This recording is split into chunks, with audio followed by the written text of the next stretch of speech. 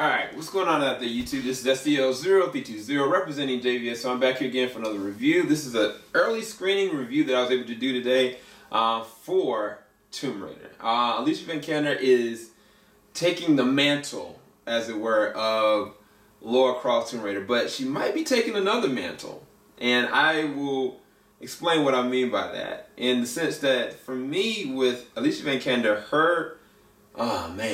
her devotion to the role from a physical, emotional, and likable standpoint when it comes to Lara Croft in this film is great. It's actually top notch. It's one of the best things about this film off break. But let's go ahead and get into it. So as far as the way that this was made, when it first started up, I saw the Square Enix sign. I've played the 2013 Tomb Raider, and I thought it was actually pretty good. If you haven't played it, probably get the definitive version. There's also Rise of the Tomb Raider, which is kind of like the sequel. And this pretty much plays just like that. If you looked at the very first trailer of the Tomb Raider 2013 game, and then looked at this film, you're like, wow, they got this right. They got this right. They got, from the visual immersion standpoint, you really feel like this is a young, unseasoned Lara Croft. And I think from a visual immersion, they did a really good job with it. The first time I saw the trailer, though, of this movie, I was kind of just like, there's one jump scene on a plane. I was like, man, that does not look good. I was so worried.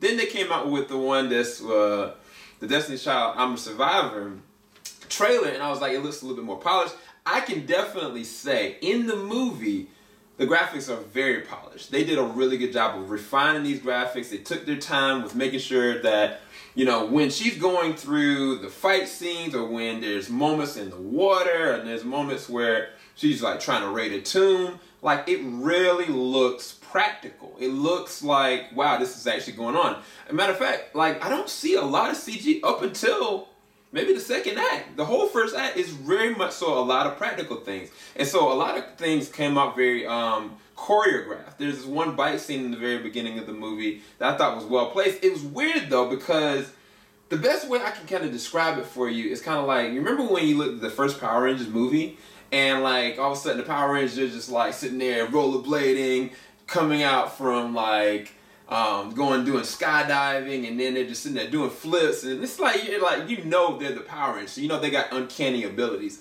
The opening of this is kind of the same. You see like Lara Croft like sitting there doing her fighting thing. You see her going to do a biking thing, and you see like she's very built differently. And then I think even certain nudges in the flashbacks implies other things that she is particularly good in, certain assets that from the character that makes sense. But the movie itself doesn't take that too seriously. And I think it comes out very naturally from the perspective of, okay, I'm sitting here and watch her do this, watch her do that, watch her do this. Like, this is unbelievable, but it's so unbelievable that it's fun to sit there and watch, because you're like, I know this kind of character she is. And so when you see these action beats come up, like I said, the very first opening, you see Alicia Vikander on her physicality. She is toned, she is built, she has it. There's this one scene towards the third act where she's like running through the woods and running in a tomb as well. And I was like, yo, she got Tom Cruise beat on the run. Like, I was like, she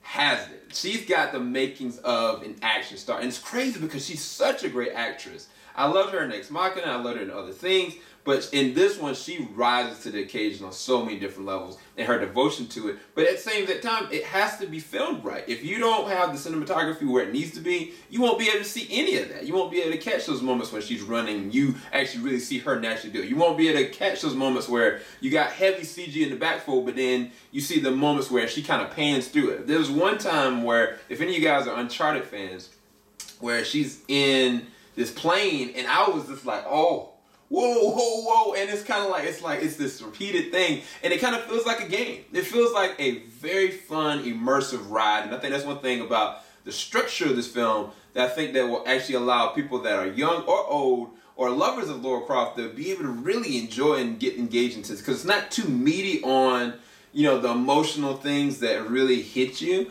But at the same time, when there are emotional moments, she can carry that weight. She can really carry that weight. And I think that's a part of the thing I'm going to the acting. As far as everybody else was sufficient. The guy that's from Into the Badlands, I think he adds a really interesting depth for Laura to cater to have kind of like a partner in a sense. But Laura is not dedicated to a man. She's not, you know, behind like a whole bunch of extra sexual stuff. Like, it's funny because like she flirts and she talks, but it's this kind of cute kind of thing. It's not like, oh, I want you, this is this. It's like, man, this is a person that's a really cool person. But one of the things that sets apart Alicia Vikander's character in this and all the other video game to movie adaptations is that she goes through a metamorphosis in this film. From the beginning of the film, you see who she is, and as fun, as cool as she is, that is not who she ends up being. And it's like, it's funny because this person here doesn't know exactly who she needs to be, but this person here goes through hell and back. And it's crazy to actually really see everything she has to go through to be able to get through everything. And I think that Alicia Vikander carries that in a sense. They did have Walton Goggins that plays Mathis as the villain. He's sufficient. I think he does a really decent job. I think the only person that I would say besides Daniel Wu, like I said, from Into the Badlands, would probably be Dominic West. Dominic West plays the role of Laura's dad. You see him more so with the flashbacks and who he was and his devotion. And I think the thing that I liked about his character is I saw a lot of Laura in him. And I'm not sure if that's more his acting or her working with his acting. I'm not really sure, but maybe it was just pen to paper. Like it seemed like, wow, this is really, I could see them being related kind of thing. Not from a physical standpoint, but just their desires and their likabilities and the things that they're great in, but the things that they're drawn towards. And they're both a part of the same exact mode. And I think that Dominic did a decent job as the father.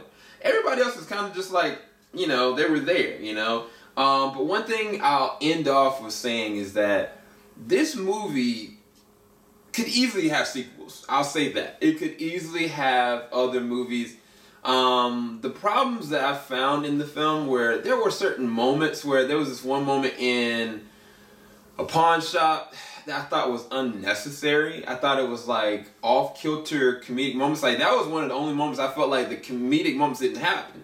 And it was weird because they had to do from Shaun of the Dead there, and I was like, this shouldn't have been a miss. This should have been a great opportunity. Because especially if I see him in Attack the Block, and he did such a really good job in that. But I mean, it was kind of like a missed moment. In the very beginning, it was kind of just like, there were certain scenes that could be easily cut out, and it just kind of like drags the movie on at certain points from a pacing standpoint. Because it's kind of like, all right, I know where this is going, you know, keep it going. Even when Laura, you know, I don't want to say it. at the third act, Laura comes to this discovery about something, and it's kind of like, you figure it out. She has this emotional moment. Alicia Vikander carries that moment, and then she kind of backpedals and does the same exact thing again later. And I was kind of just like, you know, they could have cut that. You know, I think that what they could have really done in the very third act, ended the way they did, but given us like more prospect of where this is gonna go, like actually showing substantially where it's gonna go. There is one cutscene after the very first, where you see the Tomb Raider sign up there. That's a really classic nod you don't want to miss. I'm not talking about the very last credits, but just the kind of the post scene after you see the very end of the film, and you don't want to miss that. It's a classic nod to Tomb Raider. So anybody that's an actual Tomb Raider fan, or like a lover of games, or a lover of like Nathan Drake or Uncharted, I think you're gonna have a fun time with this film. I'm not saying this is the best. Again, I've already talked to you about the pacing and certain things that could have been easily cut out, or some things that could have added in. But like I said, the movie doesn't try to lay heavy on like this dramatic and messed up kind of moment. But this movie is leaps and bounds, to me personally, better than the original Tomb Raider films, both of them. And specifically the first one, because the first one, like I was kind of like, oh wow, this is dope. But watching this, and not even just the technology, it's the way that Alicia Vikander dedicates herself physically, emotionally, and just likability into this role that makes me want to sit there and watch again. I'm going to definitely take Alicia to see this again, and I highly recommend you go and do the same thing. I give this movie an 8 out of 10. I thought that it was very fun. I really enjoyed it. I would definitely buy it on Blu-ray or 4K at this point, and I think you're going to really dig it. So let me know what you guys think when you go and check it out in 2 weeks, I believe. But yeah, keep it locked. JVS, we ain't going to stop. Let me know if you guys want a spoiler review for this. a little bit later on. Peace, guys.